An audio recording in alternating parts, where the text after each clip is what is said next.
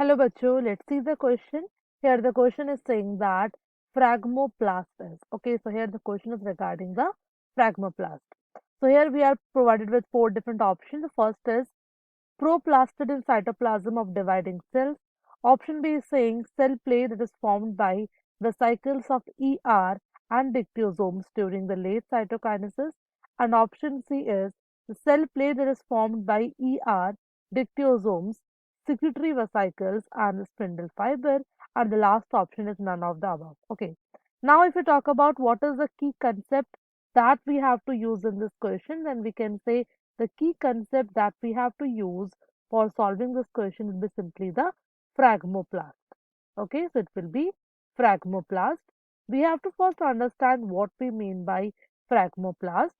So whenever we talk about phragmoplast, we can say it is a complex assembly. Fine. We can say it is the complex assembly of microtubules. Fine. Microtubules as well as the microfilaments. Okay, so it includes microfilaments also. Apart from this, it includes the vesicles of endoplasmic reticulum and also the dictyosomes. Fine, and also the dictyosomes, also known as the Golgi body. Fine, so this all will form the structure known as phragmoplast. So when we talk about phragmoplast, we can say it is basically a cell plate. Okay, so whenever we talk about phragmoplast, we can say it is a precursor of cell plate. Fine, so it is a precursor molecule of cell plate. That is why it is helping in the formation of cell plate. And when we talk about cell plate, हम कह सकते हैं cell plate का जो major utility है या major function है, that is during the process of cytokinesis. ठीक है, so वो cytokinesis बहुत important role play करती है this cell plate.